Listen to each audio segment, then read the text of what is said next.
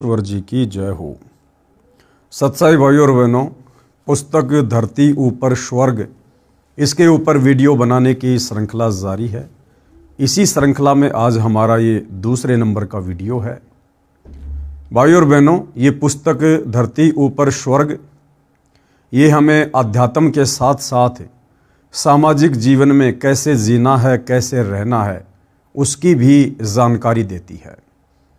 तो पिछले वीडियो में आप जी ने एक सामाजिक परंपरा का बिगड़ा हुआ रूप, यानी शादी विवाह के अंदर दुनिया भर का खर्चा करना, दहेज लेना देना, बैंड बाजा डीजे बजाना, घोड़ी वगैरह करना, पंडित जी को बुलाना, दुनिया भर के पकवान बनवाना, दुनिया भर के लोगों को इकट्ठा करके बारात के रूप में लेकर जाना, गहने आभूषण वगैरह देना, कपड़े लत्ते वगैरह देना, और दुनिया भर का दिखावा झूठी शान शौकत के लिए बड़े बड़े टेंट हाउस लगाना, लाखों रुपये के मैरिज गार्डन बुक करना, साथ में कार और मोटरसाइकिल वगैरह देना। तो ये समाज का एक बिगड़ा हुआ रूप है। और ये जो शादी विवाह होता है सामाजिक परंपराओं के अनुसार, जो वर्तमान में दुनिया भर के पाखंड उसके अंदर समावेश हो चुके हैं, तो ये भाइयों और बहनों आम व्यक्ति को दुखी करने वाला है, परेशान करने वाला है। और इस प्रकार के शादी विवाह शास्त्रोक्त नहीं है, यानी शास्त्र विधि को त्याग कर मनमाने आचरण के अंतर्गत आता है। और इसी मनमाने आचरण को करने के चलते आज पूरा समाज दुखी है। साथ में पिछले वीडियो में हमने ये भी पढ़ा कि हम ब्रह्मा विष्णु महेश को अपने पूर्वज मानते हैं, भगवान मानते हैं। और जिस समय ब्रह्मा विष्णु महेश की शादी हुई, उनकी माता दुर्गा जी ने समुद्र मंथन के समय अपने तीनों पुत्रों की शादी की, तो कितनी सिंपल तरीके से की। ना कोई भाती था, ना कोई बाराती था, ना कोई डीजे बजाने वाला था, ना किसी प्रकार का दिखावा था, ना कोई गहने आभूषण वगैरह की व्यवस्था थी, ना कोई खाने वाला था, ना कोई खिलाने वाला था। सिंपल तरीके से 3 लड़कियां दुर्गा ने अपनी ही वचन शक्ति से बनाई। बड़ी लड़की जिसका नाम सावित्री था, ब्रह्मा जी को दे दी। उससे छोटी लड़की लक्ष्मी जो श्री विष्णु जी को दे दी, और सबसे छोटी उमा वो श्री शंकर जी को दे दी। और कहा कि बेटा जाओ और अपना घर बसाओ। तीनों देवता अपनी माता जी की आज्ञा लेकर अपने अपने यथा स्थान पर आते हैं और खुशी खुशी अपनी अपनी पत्नियों के साथ में रहने लगते हैं। तो भाइयों और बहनों, वो भी तो एक शादी थी, लेकिन हमने इस शादी विवाह वाले रूप को ही बिगाड़ दिया है। साथ में हमने ये भी पढ़ा कि सतगुरु रामपाल जी के भक्ति मार्ग में कैसे पुनः इस बिगड़े हुए शादी विवाह के रूप को संवारा जा रहा है, ठीक किया जा रहा है। और सतगुरु रामपाल जी के पंथ में उनके भक्तों के जो लड़का लड़की होते हैं, किस प्रकार से उनका शादी विवाह वाला संस्कार संपन्न किया जाता है। ना कोई दिखावा, ना कोई दहेज लेना ना देना। 1 रुपया बेटी अपने बाप के घर से नहीं लेकर जाती है। कोई गहने आभूषण नहीं, किसी भी प्रकार का सामान नहीं। और मात्र 17 मिनट में बिना किसी खर्चे के वो शादी विवाह संपन्न हो जाता है। आज के वीडियो में हम इसी विषय पर चर्चा करेंगे कि सतगुरु रामपाल जी परमेश्वर जी के सत भक्ति मार्ग में, उनके पंथ में जो ये शास्त्रोक्त विधि से शादी विवाह संपन्न हो रहा है, जिसको रमेनी कहते हैं, इसके फायदे क्या हैं और सामाजिक परंपराओं के अनुसार जो शादी विवाह किया जाता है उसके क्या नुकसान हैं। तो इस विषय पर आज हम चर्चा करेंगे। इस शास्त्रोक्त विवाह के लाभ, कौन सा शास्त्रोक्त विवाह? जो शास्त्रोक्त विवाह, शास्त्रों के अनुसार शादी विवाह सतगुरु रामपाल जी के पंथ में उनके भक्तों के यहाँ पर होती है उसके क्या लाभ हैं। बेटी अपने बाप भाइयों भाभियों पर बोझ नहीं बनती। सबसे बड़ा लाभ क्या है? वो बहन, वो बेटी जो सतगुरु रामपाल जी की अनुयायी है, उनकी शिष्या है, उनके पंथ से जुड़ी हुई है, वो अपने बाप पर, अपने भाइयों पर, अपनी भाभियों पर, यानी उस परिवार पर किसी भी प्रकार का बोझ नहीं बनती है।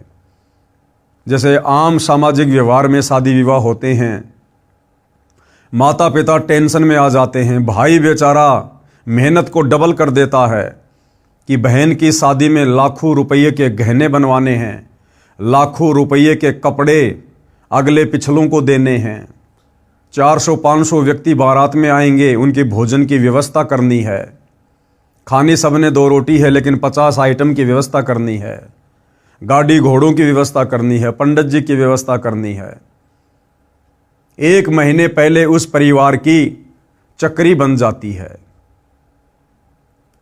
और वो परिवार कई लाखों रुपया उस शास्त्र विरुद्ध शादी विवाह के ऊपर खर्च कर देता है।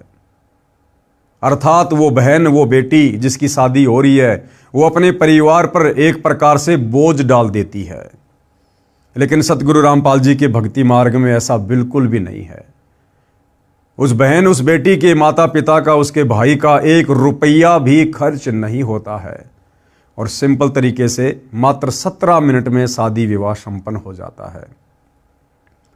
जिस जोड़े में जो कपड़े पहनकर उस बहन ने, उस बेटी ने मात्र 17 मिनट में अपनी रमेणी यानी शादी संपन्न की होती है, उसी कपड़े में वो अपने ससुराल चली जाती है, अगले भगत के घर चली जाती है और मुश्किल से अपनी 2-4 जोड़ी कपड़े की जो वो पहना करती थी वही साथ में लेकर जाती है। इसके अलावा ना कोई सिलाई मशीन, ना कोई बेड, ना कोई कूलर, ना कोई एसी, ना कोई गाड़ी, ना दुनिया भर के कपड़े, ना गहने, कुछ नहीं। और इस प्रकार से वो बहन, वो बेटी अपने परिवार के ऊपर बोझ नहीं बनती है। तो सबसे बड़ा फायदा सतगुरु रामपाल जी के भक्ति मार्ग में शास्त्रोक्त विवाह का ये है। और दूसरा, शास्त्र विधि त्याग कर मनमाने आचरण से किए जाने वाले विवाह की हानि, यानी सामाजिक परंपराओं के तहत जो शादी विवाह किया जाता है, जो बहुत ज़्यादा खर्चीला होता है, दुनिया भर का दिखावा होता है, दहेज लेना देना, उसकी क्या हानि है? तो सबसे बड़ी हानि वो बेटी, वो बहन अपने परिवार पर, अपने माता पिता पर एक प्रकार से बोझ बन जाती है। बोझ, बेटी माता पिता के लिए बोझ बन जाती है जो स्वयं गलत रीति रिवाजों से बनाई गई है। बेटी को गर्भ में ही मारने लग गए, ये गलत रीति रिवाजों की देन है। यानी बेटी को अपने ऊपर बोझ समझकर गर्भ में ही मारना शुरू कर दिया गया था। हालांकि वर्तमान में सरकार के प्रयासों से उसके ऊपर कुछ हद तक लगाम लगी है, लेकिन फिर भी चोरी छुपे इस काल के लोक में सारे काम होते हैं। तो बेटी को गर्भ में मरवा देना, इस गलत परंपरा शादी विवाह के तहत कि भैया बेटी बड़ी होगी, इसकी शादी के ऊपर बहुत लाखों रुपया खर्च करना पड़ेगा, तो कुछ निकम्मी आत्माएं जो माता पिता होते हैं वो इस प्रकार की सोच रखकर और बेटी को गर्भ में ही मरवा दिया करते हैं। तो ये जो बेटियों को गर्भ में मरवाना, ये भी इस गलत रीति रिवाज की देन है, इस खर्चीली शादी विवाह की देन है। विवाह में अनाप शनाप खर्च लोकलाज में करना पड़ता है। आध्यात्मिक ज्ञान की कमी के कारण भाई और बहनों इंसान लोकलाज में फंसी जाता है। सतगुरु रामपाल जी परमात्मा कहते हैं कि यदि आपने भक्ति सफल करनी है, मोक्ष प्राप्त करना है इस पंथ में आने के बाद, तो गुरुदेव कहते हैं लोक लाज ना कीजिए, निर्भय हो रहिए, और जो मन चावे राम को तो दासा तन धरिए। सतगुरु रामपाल जी से उपदेश लेने के बाद, उनके भगत बनने के बाद हमने सामाजिक परंपराओं में घिसना और पिसना नहीं है। हमने सामाजिक परंपराओं के अकॉर्डिंग नहीं चलना, जो परंपराएं भक्ति मार्ग में बाधक होती हैं। समाज फिर चाहे कुछ भी कहे, कुछ भी ताने मारे, कितना ही व्यंग कसे, कैसी कैसी बातें कहे, हमने समाज की ओर से पीठ फेर लेनी है। और हमने केवल उतना ही करना है जितना हमारे पूज्य गुरुदेव भगवान ने आप और हमें भक्ति मार्ग पर बता दिया है, जो नियम और मर्यादाएं बता दी गई है, तब हमारी भक्ति सफल होगी। यदि भक्ति मार्ग पर हम समाज को देखकर, समाज की परंपराओं से डरकर अगर चलेंगे तो भाई और बहनों हम कभी भी सफल नहीं हो पाएंगे। विवाह में अनाप शनाप खर्च लोकलाज में करना पड़ता है। जिनके पास माया है वे लोग समाज में बिगाड़ पैदा करते हैं। ये इस प्रकार की कुरीतियाँ, रीति रिवाज, गलत परंपराएं किन लोगों के द्वारा पैदा की गई है? जो लोग मायाधारी हैं। उस पैसे का दिखावा, अपनी झूठी शानो शौकत का दिखावा कि मैं कितना धनी आदमी हूँ, मेरे पास कितना पैसा है, समाज में मेरा क्या रुतबा है, और जितना ज़्यादा पैसा मैं शादी विवाह पर, अन्य कार्यक्रमों पर खर्च करूँगा, दुनिया देखेगी, मेरी वाह वाही होगी। लोग कहेंगे वाह क्या दिल खोलकर पैसा खर्च किया है, बड़ा सेठ आदमी है, बड़ा दिलेर आदमी है। तो ये मायाधारी लोगों ने इन गलत परंपराओं को अपनी झूठी शानो शौकत के चक्कर में पैदा किया, और आज आम व्यक्ति बेचारा चक्की के दो पाटों के बीच में जिस प्रकार से गेहूं पिसता है, उस प्रकार से इन परंपराओं में पड़कर पिस रहा है। शादी विवाह संपन्न करना, जमीन बेचेगा, उधार पैसा लेगा, कर्जे पर पैसा लेगा, फिर सारी जिंदगी किस्तें भरता रहेगा, ब्याज भरता रहेगा, केवल इन गलत परंपराओं के कारण। तो आप और हमने यानी सतगुरु रामपाल जी के भक्तों ने इन तमाम प्रकार की गलत सामाजिक परंपराओं का बहिष्कार करना है। बहिष्कार करने का मतलब हमने कोई धरना प्रदर्शन नहीं करना।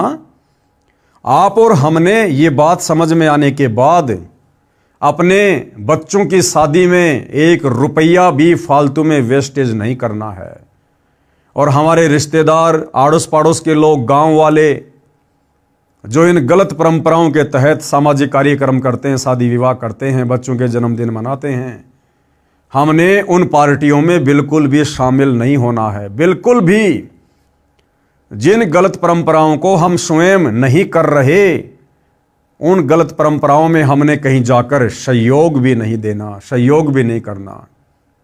यदि हम व्यर्थ की शादी विवाह में जाते हैं, चाहे रिश्तेदारी में हो, चाहे अड़ोस पड़ोस में हो, हमारा वहां जाने मात्र से सहयोग माना जाता है। तो आप और हम सतगुरु रामपाल जी के भक्तों ने तो इन गलत परंपराओं में जाकर किसी भी प्रकार से कोई सहयोग नहीं करना है। करना तो बहुत दूर की बात है।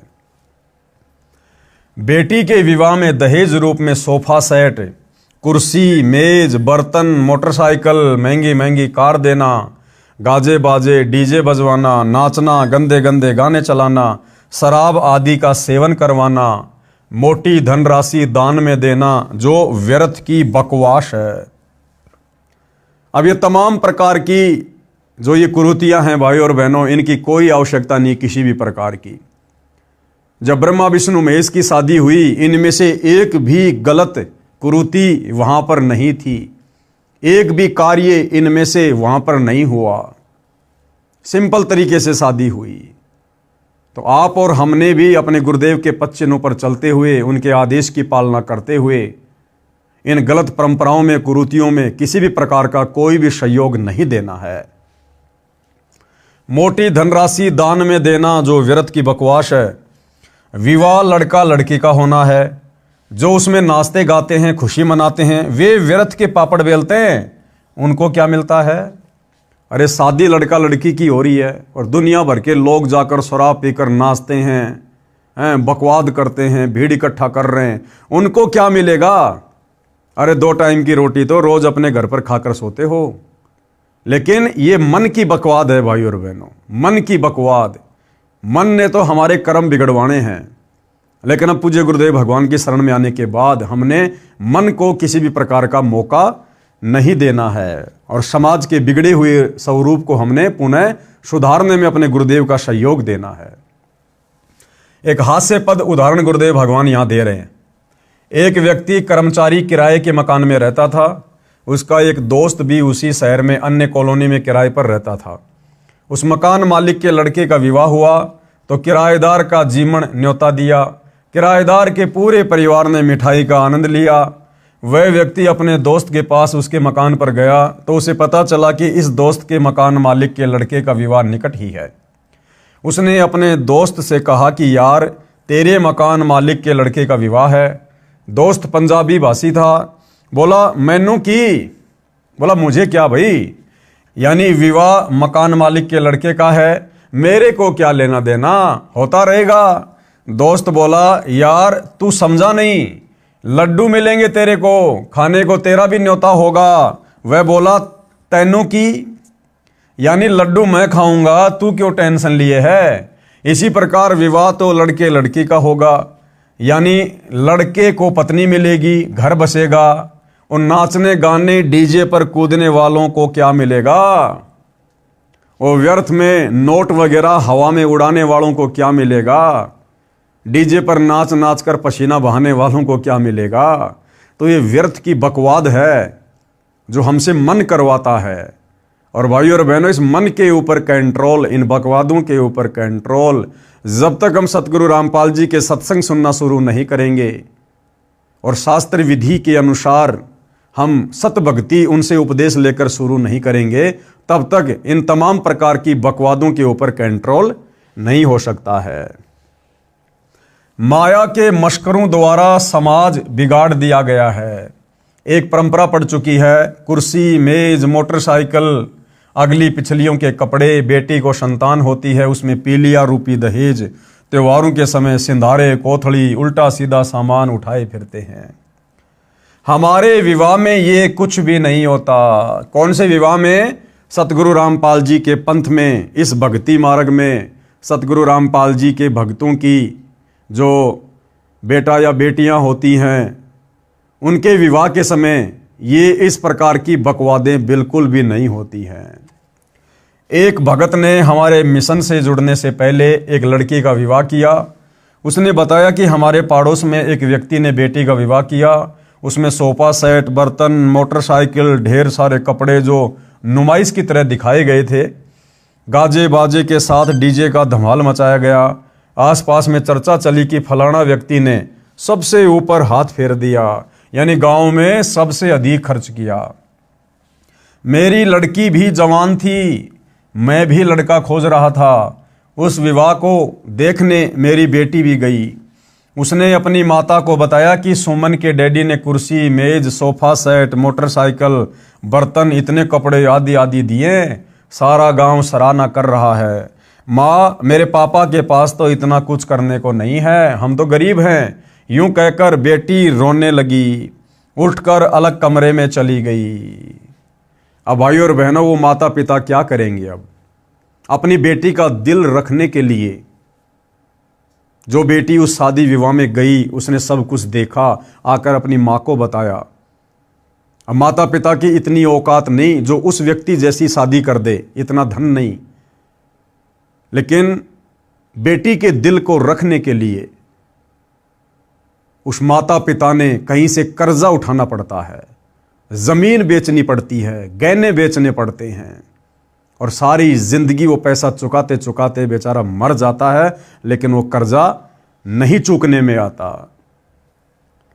कई देर रोई, मां ने समझाया कि बेटी किसी की रीस थोड़ी की जाती है, कि बेटी किसी की देखा देखी थोड़ी की जाती है। जिसके पास जैसा धन है, जिसकी जैसी वित्तीय स्थिति है, वो वैसा अपना खर्च कर रहा है। हमने किसी से कोई कंपटीशन नहीं करना। बेटी की माता ने मेरे को बताया कि बेटी सुमन का विवाह देखकर आई थी, ऐसे ऐसे बोली और रोने लग गई। मेरी आंखें भर आई, सारी रात नींद नहीं आई। विचार किया कि बेटी की आत्मा नहीं दुखने दूंगा, कुछ तो करूंगा। लड़की का रिश्ता पक्का हो गया। मैंने अपना 1.25 एकड़ खेत बेचा। उन मायाधारी मशकरों के द्वारा जो बकवाद समाज में झूठी शानो शौकत के चक्कर में शुरू की गई है, वो खर्चीली शादियां, आम व्यक्ति बेचारा किस प्रकार से पिस रहा है। मैंने अपना 1.25 एकड़ खेत बेचा, लोक लाज का निर्वाह करते हुए सोफा सेट, कुर्सी, मेज, मोटरसाइकिल, ढेर सारे कपड़े लाया। बेटी खुश हुई, विदा कर दी। लड़का बहन को लेने गया तो बताया उस बेटी की 3 जेठानी थी, साझा परिवार था उनका। वे मेरी बेटी वाले सोफा कुर्सी सब एक कमरे में ऊपर नीचे भरे थे। कहीं ठीक से रखने का स्थान भी नहीं था, कबाड़ इकट्ठा कर रखा था। नाम दीक्षा लेने के बाद 2 बेटियों का विवाह किया। अब उसने क्या बताया कि मैंने तो अपनी बेटी का दिल रखने के लिए जमीन बेचकर इतना सारा सब कुछ सामान दिया, लेकिन जब मेरा लड़का अपनी बहन के ससुराल गया तो उसने देखा पहले से उनके घर में इतना सामान भरा हुआ है कि हमने हमारी बेटी को जो सामान दिया था उस सामान को रखने की जगह भी नहीं थी।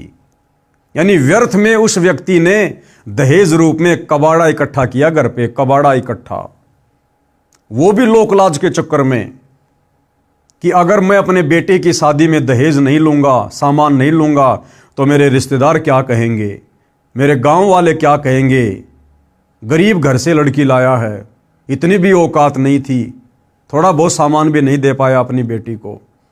इस चक्कर में उस व्यक्ति ने भी कबाड़ इकट्ठा कर लिया और इधर से बेटी के बाप ने लोकलाज में आकर यदि मैं अपनी बेटी को थोड़ा बहुत कुछ नहीं दूंगा इसकी आत्मा दुखी होगी, समाज के लोग क्या कहेंगे, गांव के लोग क्या कहेंगे, कि इससे अच्छा तो जमीन बेच देता, कहीं से उधार ले लेता, बेटी को थोड़ा बहुत तो सामान देता। तो भाइयों और बहनों, जब तक हमें आध्यात्मिक ज्ञान नहीं होगा हम इसी प्रकार चक्की के 2 पाटों के बीच में इस लोकलाज में पिसते रहेंगे। और जब उस व्यक्ति ने नाम उपदेश ले लिया सतगुरु रामपाल जी से, उसके बाद फिर उसने अपने अन्य बच्चों की शादियां की। वो किस प्रकार से की? नाम दीक्षा लेने के बाद 2 बेटियों का विवाह किया, 1 पैसा भी खर्च नहीं हुआ, दोनों बेटी सुखी हैं। यदि पहले यह ज्ञान होता तो क्यों जमीन बेचता? जिसके पास जमीन बेचने को नहीं है वह मनमाना आचरण करके किए जा रहे विवाह क्रम में किसी से ब्याज पर रुपया लेता है। यानी जिसके पास बेचने को जमीन नहीं है वो क्या करेगा? वो किसी साहूकार से ब्याज पर रुपया लेगा, फिर कर्जे के बोझ तले दबा रहता है। दिन का चैन, रात की नींद समाप्त रहती है। इसी बोझ को ढोता ढोता मर जाता है, सारा जीवन नरक बना रहता है केवल इस गलत परंपरा के तहत। इसलिए हम सतगुरु रामपाल जी के भक्तों ने, चाहे हमारे आड़ोस में, चाहे पाड़ोस में, चाहे गांव में, चाहे रिश्तेदारी में, अगर गलत परंपराओं के तहत कोई भी कार्यक्रम हो रहा है, छोटे से छोटा, बड़े से बड़ा, आप और हमने उस कार्यक्रम में शामिल भी नहीं होना है। वो चाहे नाराज रहे चाहे खुश रहे, हमने उसकी नाराजगी को, उसकी खुशी को नहीं देखना, हमने अपने गुरुदेव भगवान के वचन को देखना है। और जो बीड़ा इस बिगड़े हुए समाज को सुधारने का हमारे गुरुदेव ने उठाया है, हमने हर संभव उसमें सहयोग करना है। फिर आगे गुरुदेव क्या बता रहे हैं? एक सत्य वार्ता। एक आर्मी मैन से दास की ज्ञान चर्चा हुई जो हमारे भगत का रिश्तेदार था। उसके आग्रह से मेरे पास आया था। वह फौज से रिटायर होकर पुलिस में हवलदार लगा था, सरकारी नौकरी थी। जब ज्ञान चर्चा होती है तो हम विवाह पर भी चर्चा अवश्य करते हैं। भगत ने जो उसे लाया था बताया कि इस हवलदार जी ने अभी 1 महीना पहले बड़ी बेटी का विवाह किया है, 21 लाख रुपए लगाए हैं। उसके 3 बच्चे बताए, बड़ी लड़की जिसका विवाह अभी किया था, बीच में बेटा और छोटी बेटी। दास ने कहा कि जो कुछ फौज से लाए थे वह तो प्रथम विवाह में लगा दिया, जो 20 वर्ष की कमाई थी, कि भैया फौज से रिटायरमेंट होकर आया, 18-20 लाख रुपए लाया, वो तो तूने अपनी बड़ी लड़की की शादी में खर्च कर दिए। फिर बाकी बच्चों की शादी वो कैसे की? वो भी तो उसी प्रकार से की होगी आपने, उससे आपने कम तो दहेज नहीं दिया होगा, तो उस दहेज के लिए पैसा कहां से लाए? अब आपकी 50 वर्ष के आसपास उम्र है, छोटी बेटी के लिए इतने रुपए कहां से लाओगे? वह हवलदार बोला कि फौज वालों से काम नहीं चला, कर्जा भी लेना पड़ा। मैंने उससे पूछा कि इतना खर्च करना ठीक नहीं, देखकर अपनी हैसियत के अनुसार खर्च करना चाहिए। वह बोला कि लड़का यानी दामाद बैंक में नौकरी करता है, बेटी भी अच्छी पढ़ी लिखी है, बेटी तो सदा सुखी रहेगी, हमारी तो देखी जाएगी। यानी हम तो गधे बने रहेंगे, कोई टेंशन नहीं, बस हमारे बेटा बेटी सुखी रहें। मैंने कहा कि बेटी के कर्म में सुख है तो मिलेगा, और दुख है तो पैसे से सुख नहीं खरीदा जा सकता। क्या कह रहे हैं गुरुदेव? अगर उस बेटी के भाग्य में सुख है तो उसे मिलेगा ही मिलेगा, चाहे बाप किसी भी प्रकार से शादी करे, किसी भी परिवार में शादी करे। और यदि बेटी के कर्म में दुख लिखा हुआ है तो बाप के द्वारा दिया गया पैसा, प्लाट, गाड़ी, अनाप शनाप धन, ये कुछ भी काम नहीं करेगा। जैसे उसके कर्म में, उसके भाग्य में लिखा, उसे वही मिलेगा। वो पैसा वो लड़का शराब में बिगाड़ देगा, कोई फालतू का धंधा शुरू करके उसमें बर्बाद कर देगा। यानी भाइयों और बहनों, आप और हमें आध्यात्मिक ज्ञान नहीं है, हम सत्संग से नहीं जुड़े। और अगर सत्संग से भी जुड़े हैं तो नकलियों के पास, जिसकी वजह से हम धन से सुख खरीदने की सोच बैठे हैं। हम धन देकर अपने बेटा बेटी का भाग्य बदलने की सोच बैठे हैं। ऐसा हरगिज नहीं होता है। तो ये हमारी नालायकी और कर्महीनता होती है। दास ने एक उदाहरण सुनाया। हवलदार कुछ बोलता, उससे पहले ही मैं शुरू हो गया। बताया कि मैं जेई जूनियर इंजीनियर की नौकरी सिंचाई विभाग में करता था। हमारा एक एमडी यानी आईएएस अधिकारी था, उसकी रिटायरमेंट निकट थी। उसने लड़की का विवाह किया। उसने सन 1988 में 3.5 लाख रुपए लगाए, जो वर्तमान के 1 करोड़ के समान थे। वह रिटायर हो गया। विवाह के 1 वर्ष बाद बेटी का तलाक हो गया। यानी जिस अधिकारी ने अपनी बेटी की शादी पर 1 करोड़ रुपए लगाए थे, कुछ दिनों बाद में उसकी बेटी का तलाक हो गया। वह अधिकारी टेंशन में रहने लगा। जो कमाया था लगा दिया, बेटी सुखी रहेगी ये सोचकर। न बेटी सुखी रही न स्वयं। भाई अगलों ने तलाक दे दिया तो बेटी भी दुखी, और अब वो अधिकारी भी टेंशन में आ गया कि जो पैसा मेरे पास में था, जो रिटायरमेंट के समय आया था, वो तो मैंने करोड़ों रुपया बेटी की शादी में लगा दिया। अब दोबारा बेटी की शादी कैसे करूंगा? अगर दोबारा शादी करूंगा तो पहले से कहीं ज्यादा खर्चा करना पड़ेगा। तो ये सोचकर वो भी टेंशन में, उसी चिंता में हार्ट अटैक यानी दिल का दौरा हो गया, मर गया साहब। हवलदार तैस में आकर बोला कि जो विवाह तुम करते हो उनका तलाक नहीं होता। हवलदार ने ये बातें सुनकर सतगुरु रामपाल जी से क्या कहा कि जो विवाह तुम करते हो ना 17 मिनट में अपने भक्तों के बच्चों का, तो क्या तुम्हारे बीच में कोई तलाक नहीं होता क्या? मैंने कहा बहुत कम होता है। यानी कुछ एक आत्माएं जो निकम्मी होती हैं, ज्ञान को अच्छे से समझ नहीं पाती हैं, केवल वही लोग इस प्रकार की घटिया हरकतें करते हैं। और अगर तलाक हो भी जाता है तो भगत ने तो 1 रुपया दिया नहीं, 1 रुपया लिया नहीं। और बेटी यदि भक्ति कर रही है तो उसको तो दोबारा से अपने घर की बहू बनाने के लिए, बेटी बनाने के लिए सैकड़ों भगत लाइन में खड़े होंगे, फ्री ऑफ कॉस्ट, उसकी भक्ति के बदौलत। क्योंकि भक्ति करने वालों का सतगुरु भाग्य लिख देता है। मैंने कहा कि बहुत कम होता है। यदि तलाक हो भी गया तो हमारा कौन सा 21 लाख लगा है? 10 दिन बाद बेटी का फिर विवाह कर देंगे, चवन्नी लगनी नहीं।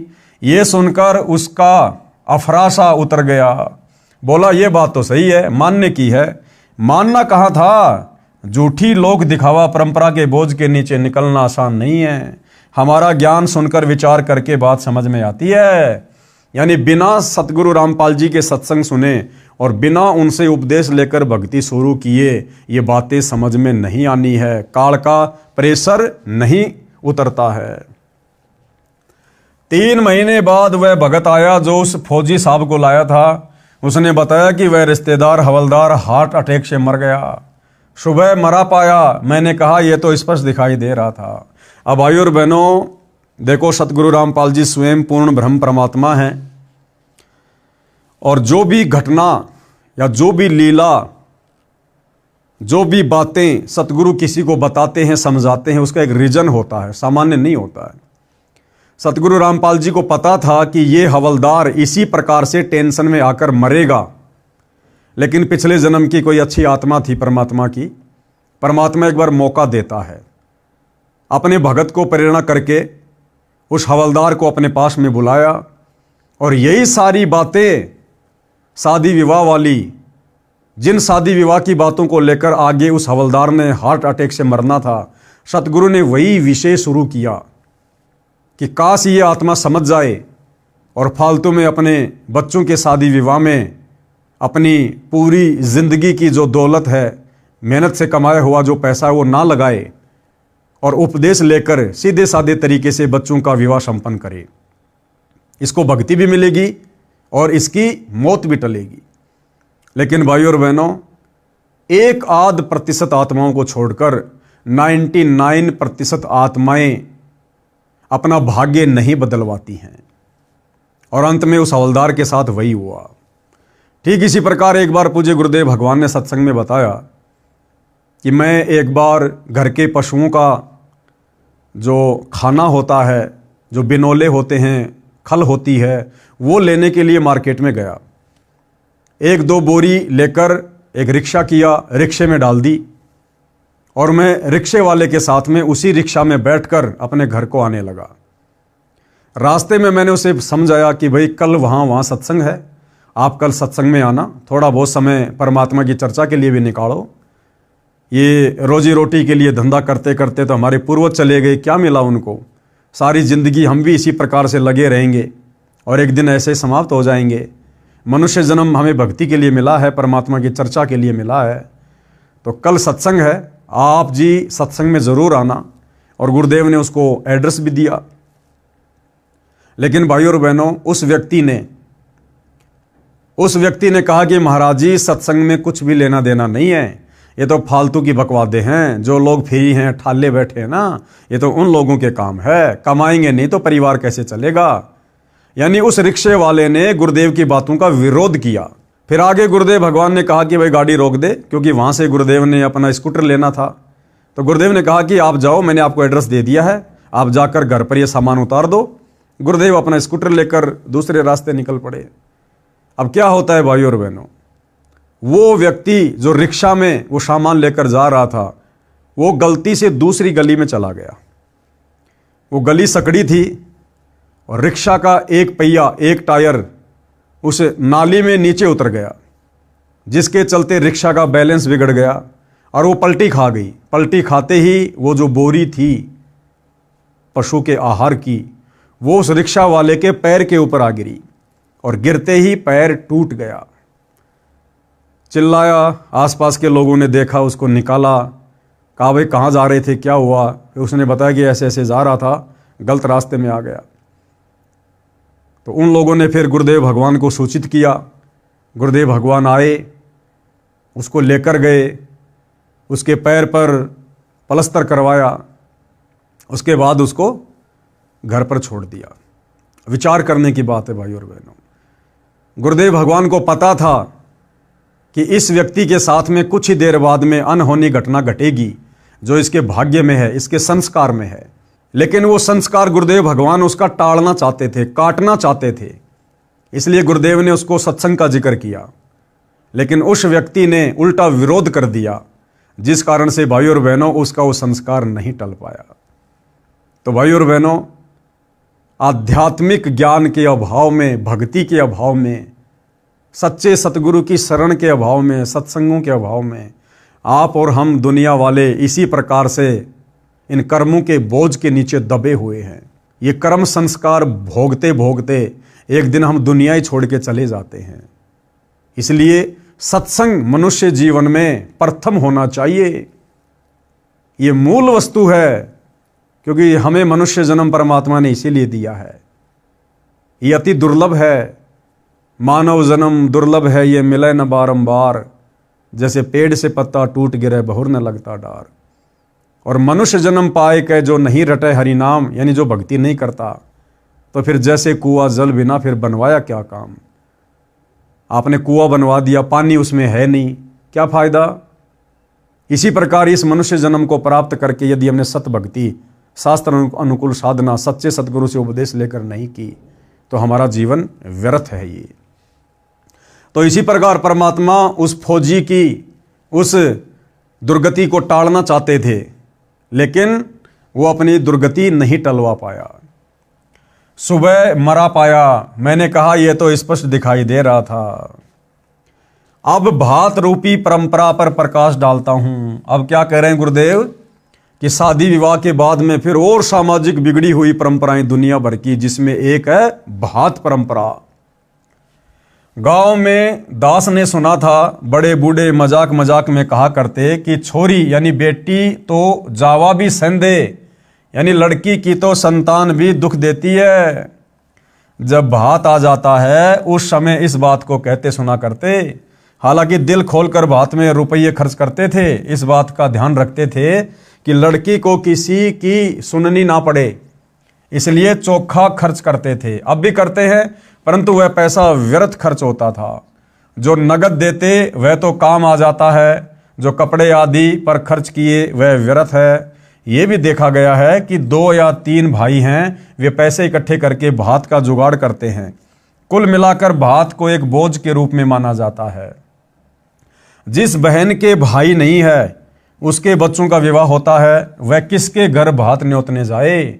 उस समय वह बेटी घर में छुप छुप कर रोती है। उसकी परेशानी देखकर हमने ये फैसला लिया है कि भात भी व्यर्थ में लाद रखा है, ये नहीं भरना है। बहन की मदद आपत्ति के समय डट कर करो। क्या कह रहे हैं गुरुदेव भगवान कि शादी विवाह की तरह ये भात परंपरा भी व्यर्थ की सामाजिक कुरीति है। एक प्रकार का बाप पर भाइयों पर वजन है, बोझ है। और हम सतगुरु रामपाल जी के भक्तों ने इस भात परंपरा में भी किसी प्रकार का कोई सहयोग नहीं देना है। हमने भात वगैरह नहीं भरना है। गुरुदेव भगवान कह रहे हैं यदि आपकी बहन को पैसे की जरूरत है तो आप उसको उधार देकर मदद कर सकते हैं, लेकिन इन परंपराओं के माध्यम से अपने पैसे का दिखावा मत करना, अन्यथा सतगुरु का वचन टूटेगा। और सतगुरु का वचन टूट गया तो जीवन हमारा बर्बाद है, क्योंकि जीवन केवल यही नहीं है। ये शरीर छूटने के बाद में फिर क्या होगा। सतगुरु का वचन तोड़कर भक्ति करने वालों का ये शरीर छूटने के बाद क्या होगा, फिर 184 योनियां भोगनी पड़ती हैं। तो गुरुदेव कह रहे हैं कि हमने इस प्रकार की परंपरा में किसी प्रकार का कोई सहयोग नहीं करना है। अब आगे क्या कह रहे हैं गुरुदेव, सुनते हैं कि उसके भाइयों ने 21,000 रुपये का भात भरा है, एक के भाइयों ने 51,000 रुपये का भात भरा है, किसी गरीब की बेटी के भाई 1100 रुपये भी नहीं दे पाते। उस बहन की नज़र झुकी रहती है, बेटी का निर्वाह अपने काम कमाई से होगा, भात या दहेज से सारे जीवन का काम नहीं चलेगा। आती जाती औरतें पता नहीं क्या क्या कहती हैं, वह बेटी अंदर ही अंदर बहुत दुखी रहती है। इसलिए इस परंपरा को विराम देना है, ख़त्म करना है। हम लोगों ने बेटी को सुखी करना है। बेटी किसी की मोहताज आश्रित ना रहे, उसको ज्ञान के आधार से मजबूत बनाया जाए। जैसा दास कर रहा है, लड़की आते ही भाभी का त्योड़ी पड़ जाती है, यानी दुनिया भर की गलत परंपराएं। लड़की जब अपने ससुराल से मायके आती है तो भाभी को टेंशन हो जाती है, माथे में तोड़ियां पड़ जाती हैं कि अब इसको 2-4 जोड़ी कपड़े देने पड़ेंगे, चलती को 150 रुपये देने पड़ेंगे, क्योंकि आप और हम लोगों ने परंपरा ही ऐसी बना दी जो कि व्यर्थ का बोझ है, भार है। तो हम सतगुरु रामपाल जी के भक्तों ने इस प्रकार की परंपराओं में किसी प्रकार का कोई सहयोग नहीं देना है। लड़की आते ही भाभी के त्योड़ी पड़ जाती है, मन मन में कहती है आ गया 5-10 हज़ार रुपये का खर्च, तीसरे दिन बैठी रहती है। ऐसी बातें करती दास ने कई औरतें सुनी है। ये तो आम बात है भाइयों और बहनों, गाँव में पहले इसी प्रकार से होता था, क्योंकि हर गांव में हर घर में ये गलत परंपरा अपने पैर पसार चुकी है। तो ये तो घर घर की कहानी है। जब छोटा था, अब हमारी बेटी बहन अपने माता पिता भाई भाभी से मिलने आती हैं तो सम्मान के साथ पूरे ठटोरे से आती हैं, अपनेपन के भाव से आती हैं। जैसे मेहमान आता है, 2 रोटी का खर्च रहता है, यदि माता पिता भाई भाभी पैसे या कपड़ा देना चाहें तो हाथ जोड़ लेती है। सतगुरु रामपाल जी के भक्ति मार्ग में जब ये बहन या बेटी अपने पीहर जाती है तो पीहर वालों को किसी प्रकार की कोई टेंशन नहीं होती है। उनको पता है कि ये सतगुरु रामपाल जी की भगत है, ये हमारे घर की रोटी के अलावा 1 रुपया भी नहीं लेगी। हराम समझती है, हराम। 1 जोड़ी कपड़ा भी माता पिता से नहीं लेगी, 1 रुपया भी अपने भाई या भाभी से नहीं लेगी। सामान लेना तो बहुत दूर की बात है, जैसी आई थी वैसी ही वापस 2-4 दिन बाद में चली जाती है। तो ना तो भाई भाभी को कोई टेंशन, ना माता पिता को कोई टेंशन, और वो बहन भी खुशी खुशी जाती है, खुशी खुशी आराम से आती है। कहती है हमने लिया मान लिया, यानी आप लोगों ने देने का जो मन कर लिया ना, बस समझो हमने ले लिया, बाकी लेते हम कुछ नहीं। हमारे गुरुजी का आदेश नहीं है। आपने पाल पोस कर इतनी बड़ी की, पढ़ाई लिखाई में कोई कसर नहीं छोड़ी। अब उन बहन बेटियों के आने का भाभी भी इंतजार करती है, फोन करके भी लाडों में उलावने देती है। इसी क्यों भूल गई, आ जाया कर, हम भी कुछ लागे हैं तेरे। इस बात से बेटी का सिर ऊंचा होता है तथा सम्मान बढ़ता है। बेटी अपने भाई भतीजों के प्रति विशेष लगाव रखती है, अपनी आत्मा मानती है। इस लेन देन के व्यर्थ के दिखावे ने पवित्र रिश्तों में विष घोल रखा है। इससे कुछ सहारा बेटी को नहीं मिलता, अपनी कमाई से पूरा पड़ता है, यानी निर्वाह चलता है।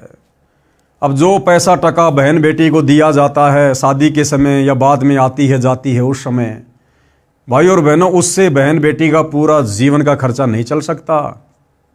और वैसे भी वो बेटी बाप से ले लेके उसकी कर्जदार बनेगी।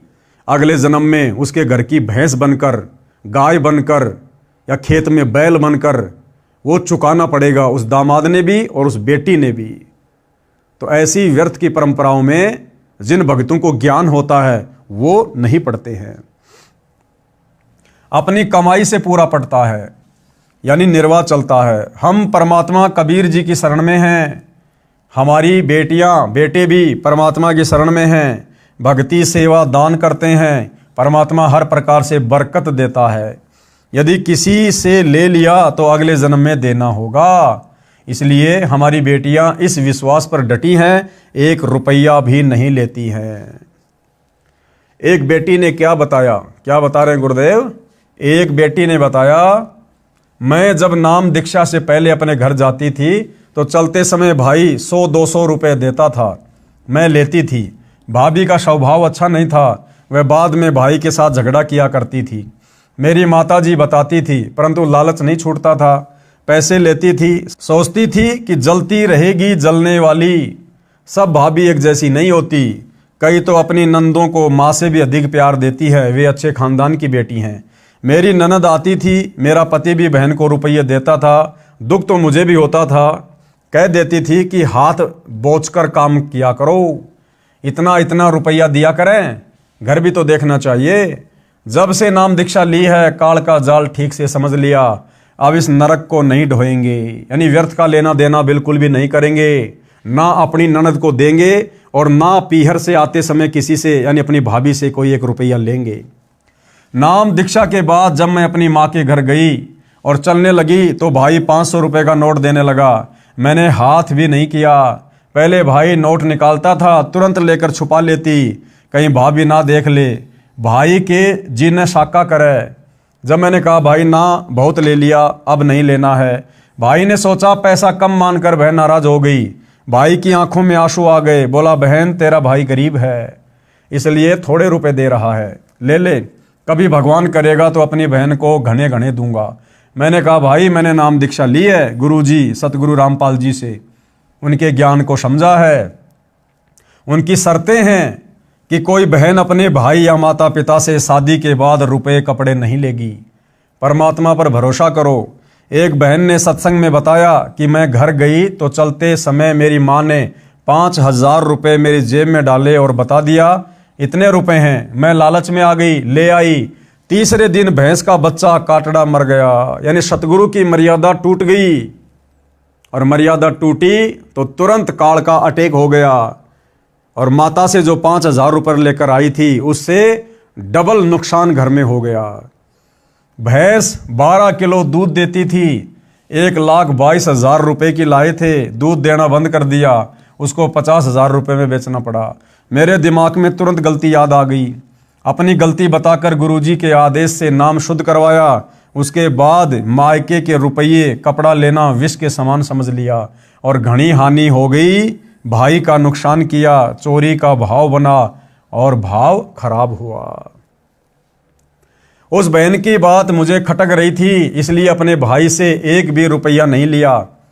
कुछ दिन बाद भाई मेरे घर आया, फिर 1000 रुपये देने लगा। मैंने रुपए नहीं लिए, समझाया भी, परंतु उसके मन में यही बैठा था कि मैं गरीब हूँ, बहन को खुश नहीं कर सका। मैं अपने भाई को लेकर सत्संग में गई, वहाँ ज्ञान सुना, अन्य भाई बहनों से आप बीती सुनी। तब भाई का मन हल्का हुआ कि बहन नाराज नहीं है, धीरे धीरे भाई तथा भाभी ने भी नाम दीक्षा ले ली। अब वह घर स्वर्ग बन गया है। भाभी जी बहुत अच्छे स्वभाव की है, परंतु टोटे ने दुखी कर रखी थी। ऊपर से हमारा खर्च उसे विचलित कर देता था। अब आंखें बिछाए भाभी बैठी रहती है, कब ननद आएगी, भगवान की बात बताएगी। ऐसे वह पवित्र नाता विश्व अमृत बन गया। धरती ऊपर स्वर्ग का एहसास होने लगा है। यानी इस प्रकार से भाइयों और बहनों, हम इन परंपराओं को त्याग कर, जो कि समाज में खर्चीली हैं, आध्यात्मिक यानी भक्ति मार्ग में बाधक हैं, हमने इनसे पीछे हटना है। प्रश्न करते हैं कुछ भाई कि ढोल बाजे बजवाना व घुड़चढ़ी करना तो पुराना रिवाज है। यानी शादी विवाह में ढोल बाजे बजाना, घोड़ी के ऊपर चढ़ना, ये तो पुरानी परंपरा है, इसमें क्या फर्क पड़ता है। अब उसका स्थान डीजे ने ले लिया, जमाना बदल गया है, नाचना गाना तो आम बात हो गई, आप मना क्यों करते हो। कुछ रुपए चलते समय बहन बेटी को देना उसका सम्मान है। तो गुरुदेव भगवान ने उस नादान व्यक्ति की शंका का किस प्रकार से समाधान किया। इसका उत्तर यह है, प्रथम तो यह शास्त्रों के विपरीत है। यानी हमें मनुष्य जन्म भक्ति करके यहां से मोक्ष करवाने के लिए मिला है, और मोक्ष मार्ग में यदि हम इन परंपराओं में उलझे रहेंगे, लेन देन में उलझे रहेंगे, तो ये शास्त्रों के विपरीत हो जाता है। और शास्त्र विधि को त्याग कर मनमानाचरण करने वालों का कभी भी मोक्ष नहीं होता। प्रथम तो यह शास्त्रों के विपरीत है। विवाह घुड़चढ़ी से या डीजे से नहीं होता, लड़के लड़की का होता है। गली में नाचना कूदना, बाप बेटी, माँ चाची ताई बुआ भाई चाचे ताऊ सब बेशरम होकर नाचते हैं। ये कौन सी सभ्यता है। ये नहीं करना है। ये कंजरों वैश्यों का काम होता था। जो कंजर होते थे इस प्रकार से नाचना गाना करके मांग मांग के खाया करते थे। और वेश्याएं जो चंद पैसों के लिए अपनी इज्जत को बेचकर इस प्रकार के कार्य किया करती थी, मुजरा किया करती थी, पैसे वालों को खुश किया करती थी। तो गुरुदेव कहते हैं ये इस प्रकार से नाचना गाना सरेआम विवाह में, शादियों में, अन्य इन कार्यक्रमों में, परमात्मा कहते ये तो कंजरों का, वैश्यों का काम होता था, जो आज घर घर में, गांव गांव में शुरू हो गया है। ये कंजरों वैश्यों का काम होता था। अब सामान्य समाज भी इसी गंदगी में धंस गया है। इस लोक में न जाने कब क्या घटना घट जाए। इसलिए हम परमात्मा से डरकर सब बकवास छोड़कर परमात्मा के संविधान में चलते हुए अपनी सब क्रिया करते हैं। यानी हम सतगुरु रामपाल जी के भगत, ये ज्ञान होने के बाद, भगवान से डरकर उनके संविधान का, विधान का ज्ञान होने के बाद अपनी भक्ति को सफल करने के लिए तमाम प्रकार की बकवादों से पीछे हटकर और सीधे साधे तरीके से गुरु वचन में रहते हुए चलते हैं। सुनो एक दुखद घटना। क्या कह रहे हैं गुरुदेव भगवान कि तुम्हें एक घटना सुनाता हूं। एक दिन समाचार पत्रों में छपा कि एक बारात जा रही थी। जिस कार में दूल्हा बैठा था वह दुर्घटनाग्रस्त हो गई। दूल्हा तथा दूल्हे का जीजा जो उसी कार में बैठा था घटना स्थल पर ही दम तोड़ गए। पहले दिन सारा परिवार गली में नाच रहा था, डीजे बजाया जा रहा था। वे सब फोटो भी समाचार पत्र में छपे थे। दुर्घटना के बाद उसी घर में रोने धोने की हाहाकार मची थी। अब बताओ भाई और बहनों, आध्यात्मिक ज्ञानहीनता, ना समझी, सत्संग का भाव। पहले दिन सब नाच रहे थे, गा रहे थे, डीजे पर शराब पी रहे थे, खुशी मना रहे थे। अगले दिन लड़का शादी के लिए चला, जिस गाड़ी में दूल्हा था, और दूल्हे की गाड़ी में तो उसके खास रिश्तेदार यार दोस्त ही होते हैं, उसका जीजा भी था, और वो गाड़ी दुर्घटनाग्रस्त हो गई, एक्सीडेंट हो गई। दूल्हा भी मर गया, जीजा भी मर गया, 2-4 और मर गए। अब भाई और बहनों, जिस घर में एक दिन पहले डीजे पर नाचा जा रहा था, खुशी मनाई जा रही थी, अब उस परिवार में हाहाकार मच गया, मातम मनाया जा रहा है। सिर के बाल उखाड़ उखाड़ कर परिवार वाले रो रहे हैं। क्यों? आध्यात्मिक ज्ञानहीनता के कारण। शास्त्र विधि को त्याग कर मनमाने तरीके से सामाजिक संस्कार करने के चलते। इसलिए भाई और बहनों, हमने इन बकवादों में बिल्कुल भी पैर नहीं फंसाना है। दुर्घटना के बाद उसी घर में रोने धोने की हाहाकार मची थी। माता बहन सिर के बाल फाड़ फाड़ कर रो रही थी। पिता भाई चाची ताई सब रो रहे थे, टक्कर मार रहे थे। अब बज गया डीजे। यदि परमात्मा से डरकर इंसान चले, राम को राम समझे, तो बचाव होता है। इसलिए मैं अकर्तव्य कर्म करने की आज्ञा नहीं देता। क्या कह रहे हैं गुरुदेव? इसलिए मैं अपने भक्तों को अकर्तव्य कर्म करने की आज्ञा नहीं देता। अकर्तव्य कर्म क्या? जो कर्म भक्ति मार्ग में नहीं करने चाहिए।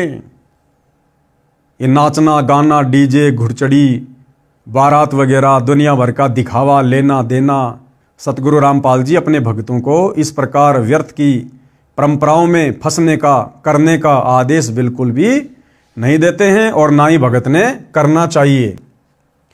इसलिए मैं अकर्तव्य कर्म करने की आज्ञा नहीं देता। बेशर्मी की हद हो चुकी है। बहन बेटी को चलते समय कुछ रुपए देना एक रिवाज है जो समाप्त करना है। बहन बेटी को चलते समय 1 रुपया नहीं देना हमने, वरना भार चढ़ेगा, हम मुक्त नहीं हो पाएंगे, ऋण संबंधों में जकड़े रहेंगे। चाहे 1 रुपया हो, चाहे लाख रुपया हो, काल हमें वहीं पर फांस देगा। इसलिए ना तो उपदेश प्राप्त बहन बेटी ने अपनी ननद को 1 रुपया देना है और ना मायके से आते समय अपने माता पिता भाई भाभी से 1 रुपया लेना है, अन्यथा सतगुरु की मर्यादा टूटेगी। और मर्यादा टूटी तो सतगुरु नाराज, और सतगुरु नाराज तो क्या फायदा फिर भक्ति करने का, यदि हमने भक्ति सफल करके मोक्ष ही नहीं करवाया तो। बहन बेटी को चलते समय कुछ रुपए देना एक रिवाज है जो समाप्त करना है। साथ में लड़का यदि अपने ससुराल जाता है तो जवारी के तौर पर सास ससुर या घर के अन्य सदस्य उसको पैसे देते हैं। तो यदि आप भगत हैं, अपने ससुराल जा रहे हैं, किसी का 1 रुपया आपने चलते समय जवारी के रूप में नहीं लेना है। बहन बेटी को भिखारी नहीं समझना है, उस बहन बेटी को बेटे के समान समझना है। धरती ऊपर स्वर्ग तभी बनेगा जब हम अपनी इंसानियत को पुनः संभालेंगे। अगला प्रश्न क्या है? क्या आप अंतरजातीय व अंतरधर्म विवाह के पक्ष में है?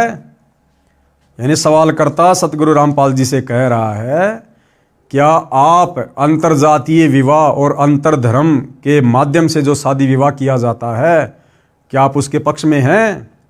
यानी एक जाति वाला दूसरी जाति के लड़के या लड़के से विवाह कर सकता है, एक धर्म वाला दूसरे धर्म की लड़की या लड़के से विवाह कर सकता है। क्या आपके पंथ में इस प्रकार की आज्ञा है?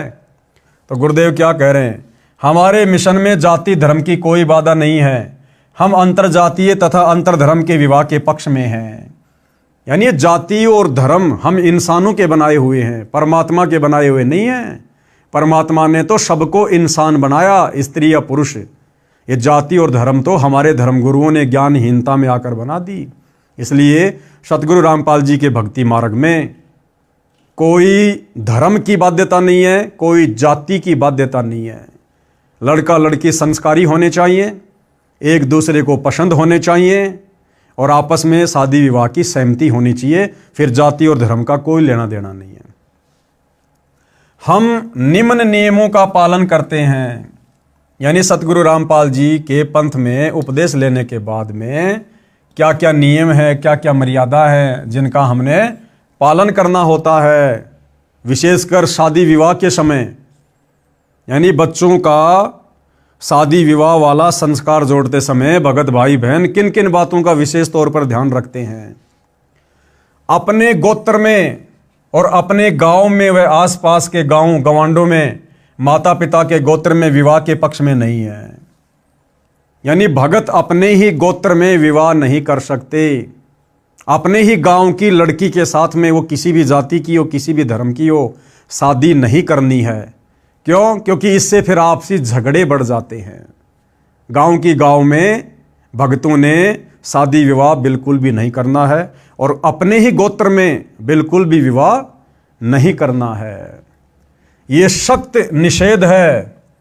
मुसलमान अपने नियम अनुसार कर सकते हैं, लेकिन जो व्यक्ति मुसलमान धर्म को फॉलो करते हैं और सतगुरु रामपाल जी के भगत हैं, यहाँ लिखा जा रहा है कि वो कर सकते हैं। लेकिन भाई और बहनों देखो, नियम तो सबके लिए है। अब मुसलमान ने यदि सतगुरु रामपाल जी से उपदेश ले लिया है तो अब उसका समाज मुसलमान समाज नहीं है। अब वो मुसलमान नहीं रहा, उसका धर्म मुसलमान नहीं है। सतगुरु रामपाल जी का नारा है, जीव हमारी जाति है, मानव धर्म हमारा, हिंदू मुस्लिम सिख ईसाई धर्म नहीं कोई न्यारा। अब उस मुसलमान भगत ने भी अपनी परंपराओं को, उन क्रियाओं को जो सदियों से चली आ रही है, उसको चेंज करना है। और गुरुदेव भगवान के जो नियम हैं संगत के ऊपर, उन्हीं नियमों में रहकर हमने बच्चों के शादी विवाह वाले संस्कार को पूरा करना है। लेकिन यहां पर परमात्मा जो ये थोड़ी बहुत जो ढील दे रहे हैं, ये उन भक्तों के लिए है जो अभी अच्छे से इस ज्ञान को नहीं समझ पा रहे, जो समाज की परंपराओं में बुरी तरह से फंसे हुए हैं, अचानक से निकल नहीं पा रहे। ये उनके लिए हल्का सा यहां पर ये गैप है। लेकिन भाई और बहनों, फिर भी हमने कोशिश करनी है, चाहे हिंदू हो, चाहे मुसलमान, चाहे जैनी, चाहे सिख, चाहे ईसाई, जिसने सतगुरु रामपाल जी से उपदेश ले लिया, फिर अपने गोत्र में और अपने गांव में और आसपास के गांव में हमने अपने बच्चों का संस्कार नहीं करना है, अपने बच्चों के रिश्ते नहीं करने हैं। फिर हमें विश्वास होना चाहिए अपने गुरुदेव भगवान पर।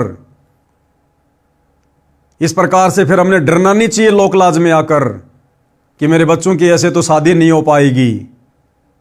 अरे गुरुदेव कहते हैं, अगर उन बच्चों के संस्कार में शादी विवाह है तो रोक कौन देगा? और यदि नहीं है तो तुम्हारा सतगुरु इतना समर्थ है, अपनी लेखनी से तुम्हारे बच्चों के शादी विवाह के हर प्रकार के नए लेख लिख देगा, नए संस्कार लिख देगा।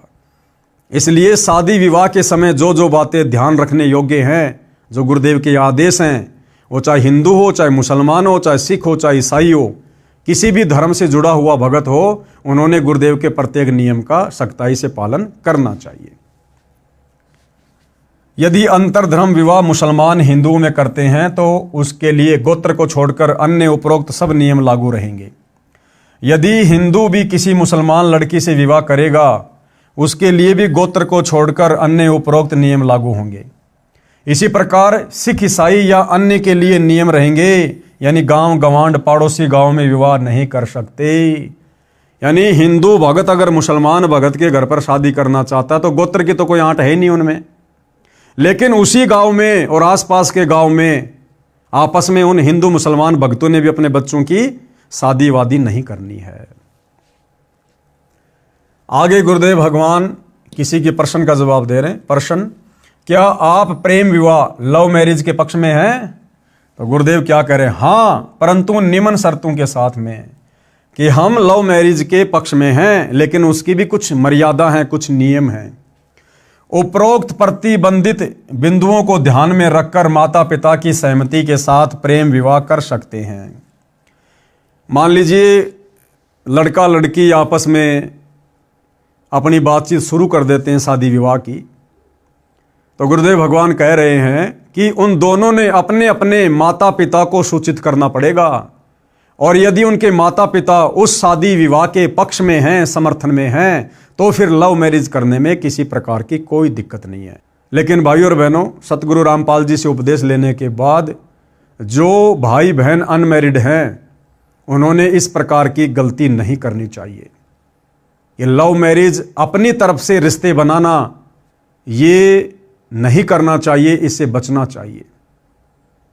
जो हमारे संस्कार में परमात्मा ने लिखा हुआ है, वो यदि हमारे माता पिता के माध्यम से, हमारे भगत भाई बहनों के माध्यम से यदि संस्कार पूरा होता है तो वो सबके हित में होता है। इसलिए सतगुरु रामपाल जी के पंथ से जुड़े युवा लड़कों ने, युवा लड़कियों ने इस बात का विशेष तौर पर ध्यान रखना चाहिए। अपनी मर्जी से उन्होंने इस प्रकार से रिश्ते नहीं जोड़ने चाहिए। ये भी एक प्रकार से मर्यादा खंडित करने में आता है, मर्यादा खंडित करने में।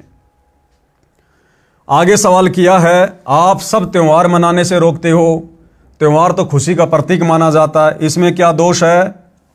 तो गुरुदेव भगवान क्या जवाब दे रहे हैं? त्योहार का अर्थ है किसी विशेष दिन को जो अपने धर्म की गरिमा से जुड़ा होता है, उस दिन कुछ अलग से खाना पीना करना, उस घटना की चर्चा करना। जिस उपलक्ष्य में त्योहार मनाया जाता है, सब त्योहार किसी धार्मिक कथा से संबंध रखते हैं।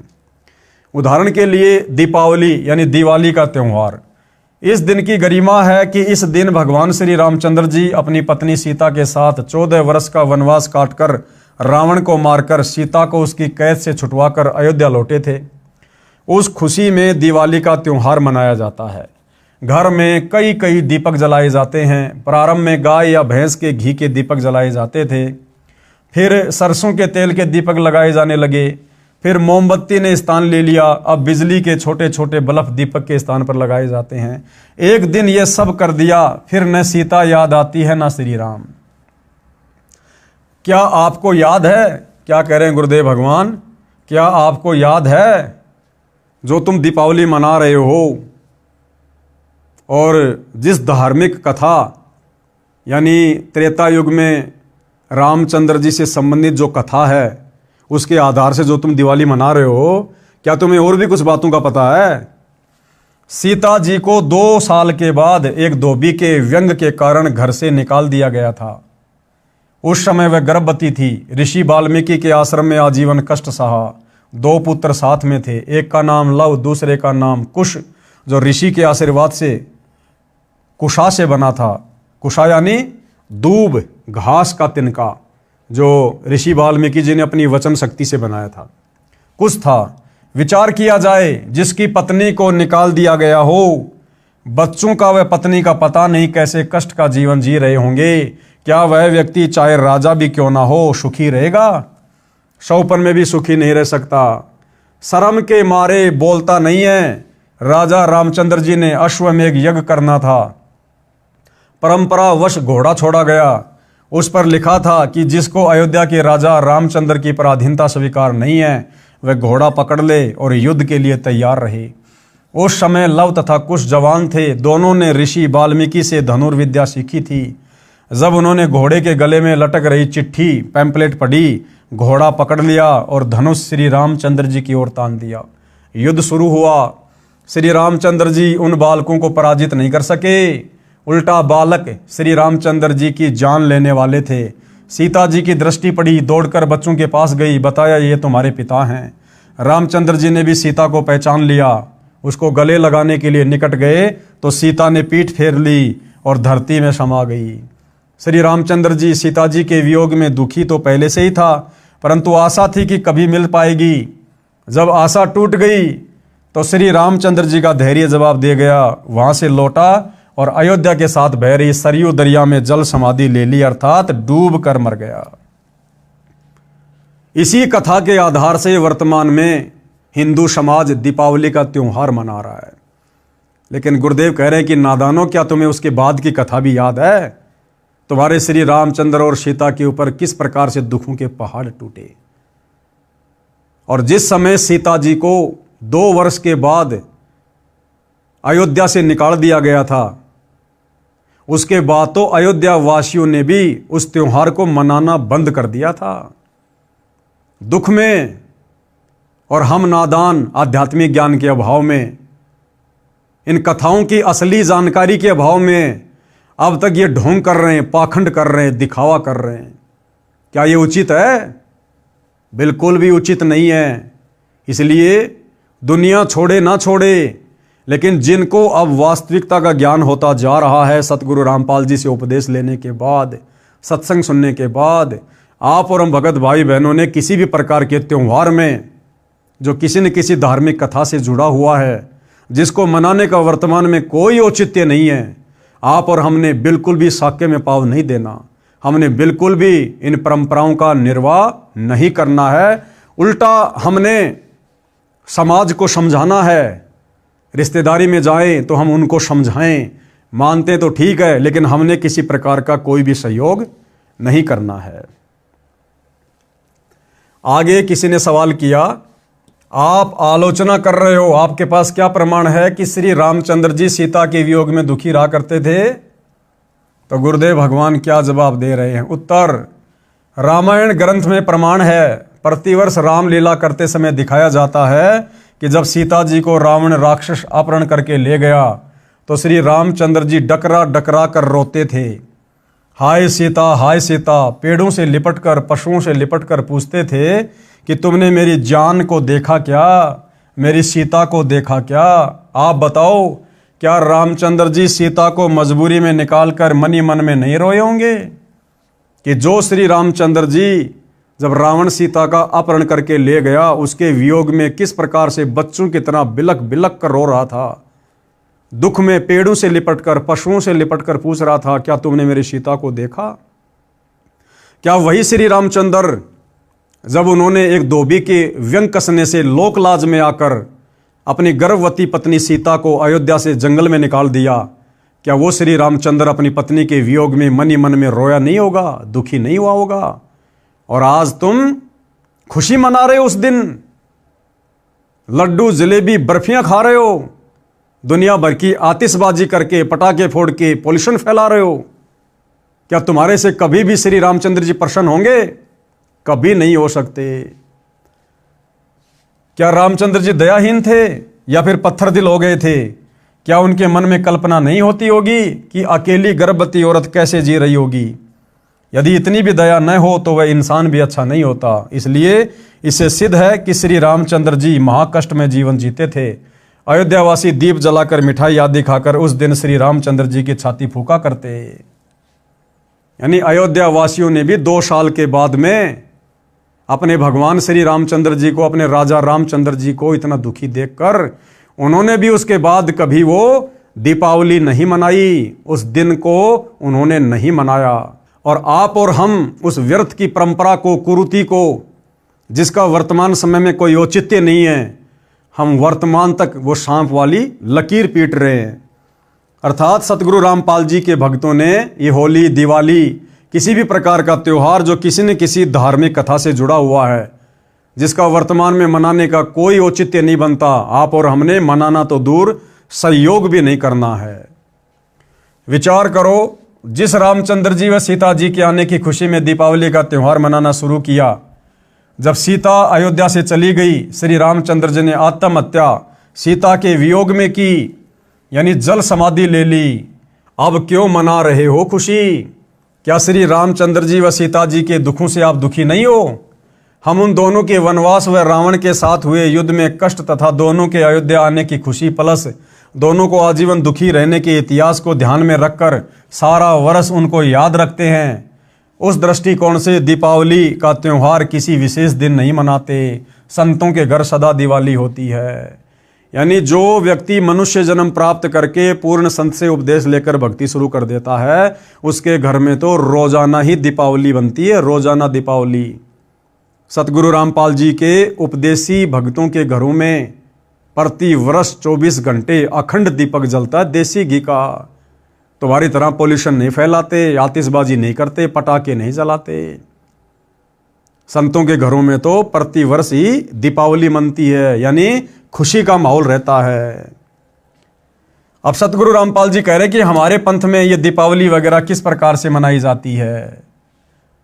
यानी भाई और बहनों, आप और हमें शिक्षा दी जा रही है कि कहीं हम अपनी मर्यादा ना तोड़ दें, लोकलाज में आकर, दुनिया की देखा देखी भेड़ चाल में आकर। हम भगत हैं, हमारे आचार विचार, हमारी क्रिया जगत वाले लोगों से भिन्न है, अलग हैं। हमने जगत वाले लोगों को देखकर अध्यात्म पर नहीं चलना, अपने गुरुदेव के वचन को देखकर, उनके सत्संग सुनकर, मर्यादाओं को बचाकर हमने फूक फूक के कदम आगे बढ़ाना है। तो सतगुरु रामपाल जी के पंथ में उनके भगत किस प्रकार से दीपावली वाले दिन अपनी क्रिया करते हैं। प्रतिदिन देसी घी की ज्योति सुबह शाम जलाते हैं, जो एक समय 3-4 घंटे जलती है। एक वर्ष में 365 दिन है, तो एक वर्ष में 730 दीपक हमने जलाए, जो दिन में 7-8 घंटे जले, जिससे हवन का काम किया। और जिन भक्तों को यह ज्ञान गहराई से समझ में आ जाता है कि जितना हवन करोगे, जितना घी जलाओगे, उतना ही तुम्हें फायदा है, तो 24 घंटे अखंड दीपक सतगुरु रामपाल जी के पंथ में उनके भक्तों के घरों में जलता है, हवन यज्ञ होता है। यानी गुरुदेव भगवान कहना चाहते हैं कि नालायकों, तुम तो खाली दीपावली के दिन 10-12 दीपक जलाकर, और वो भी तेल के, चाइनीज लाइट वाले, जिनका केवल नुकसान ही नुकसान है, फायदा कुछ नहीं है, सोचते हो हम खुशी मना रहे हैं। लेकिन असली खुशी, असली दीपावली प्रतिदिन सतगुरु रामपाल जी के भक्तों के घरों में मनाई जाती है। एक गांव या शहर में हमारे अनुयायियों के 50-60 परिवार हैं, तो वहाँ सुबह शाम प्रत्येक घर में देसी घी की ज्योति जलती है। हवन होता है जो वातावरण को शुद्ध करता है। शराब, हुक्का, बीड़ी आदि का सेवन नहीं करते, इससे प्रदूषण से बचाव रहता है। हवन के समय वेद मंत्र भी बोले जाते हैं। हम सूक्ष्म वेद के मंत्र यानी वाणी सुबह शाम नित्य नियम संध्या आरती के रूप में पढ़ते हैं, बोलते हैं, फोन में चलाकर सुनते हैं। यदि हलवा या खीर खाने की इच्छा होती है तो किसी भी दिन बनाकर खा लेते हैं। हमारे लिए खुशी मनाने का स्पेशल दिन कोई त्यौहार नहीं होता है। संतों का तो हर दिन त्यौहार होता है। यदि हमने हलवा खीर आदि बनाकर खानी है, किसी भी दिन बनाकर खा सकते हैं अपने गुरुदेव भगवान को भोग लगाकर। और अब तो सतगुरु रामपाल जी की वास्तविक परमात्मा वाली स्थिति भक्तों को समझ में आने के बाद साध संगति से जुड़े हुए उनके सत्सेवक बच्चे प्रतिदिन सुबह और शाम 2 समय भंडारे के साथ में हलवा बनाकर अपने गुरुदेव भगवान को विधि विधान अनुसार भोग लगाते हैं। और रोजाना हमारे घरों में दिवाली मनती है। और रोजाना हम एक दिन की नकली दिवाली नहीं बनाते। जगत के लोग उस दिन या अन्य होली आदि के त्यौहार पर बम फोड़ते हैं, पटाखे छोड़ते हैं, प्रदूषण फैलता है। कई बच्चों की आंखें खराब हो जाती है, कईयों के हाथ खराब हो जाते हैं, कई स्थानों पर आग लग जाती है। ये सब हम नहीं करते। यानी आप और हमारे लिए गुरुदेव का आदेश है कि हमने इस प्रकार की बकवाद बिल्कुल भी नहीं करनी। ये सब हम नहीं करते। सख्त हिदायत है। हम राम को दिन रात याद करते हैं। किस राम को? आदि राम को, त्रेता युग वाले राम को नहीं। कहते राम राम सब जगत बखाने, आदि राम कोई बिरला जाने। श्री रामचंद्र जी को तो पूरी दुनिया राम कहती है, लेकिन उनके तो शरीर का नाम राम था। हम तो आदि राम, जिसने रामचंद्र जी को भी पैदा किया, उस आदि राम कबीर भगवान का सतनाम जपते हैं, उनका सच्चा नाम जपते हैं। उसको कहते हैं असली राम का नाम। हम राम को दिन रात याद करते हैं। एक दिन की तो बात छोड़ो, होली धुलंडी के ऊपर जो उद्मस उतारा जाता है, उसका उस त्योहार से क्या लेना देना है? टोटल बकवाद काल के द्वारा करवाई जा रही है। अब होली का त्यौहार ये क्यों मनाया जाता है? 99% हिंदू समाज को नहीं पता कि होली क्या है, होली का त्यौहार क्यों मनाया जाता है, मनाया जाना चाहिए या नहीं। भगत प्रहलाद की रक्षा परमात्मा ने की। नरसिंह रूप धारण करके कबीर परमात्मा ने त्रेता युग में भगत प्रहलाद की रक्षा की। भगत प्रहलाद के पिता हिरण्यकशिपु ने चिता की तरह लकड़ियों का ऊंचा ढेर लगवाकर प्रहलाद भगत को जिंदा जलाने की योजना बनाई। होलिका नामक पापिनी, जो प्रहलाद भगत की सगी बुआ थी, हिरण्यकशिपु के आदेश से अपने ऊपर अग्निरोधक चद्दर ओढ़कर, अग्निरोधक चद्दर जो उसको श्री ब्रह्मा जी से प्राप्त हुई थी वरदान के तहत, उस अग्निरोधक चद्दर ओढ़कर भतीजे प्रहलाद को विश्वास में लेकर कहा कि देख बेटा, मैं भी तो आग में बैठी हूं, कुछ नहीं होगा। गोडों में भगत प्रहलाद को बिठा लिया और अग्नि जला दी गई।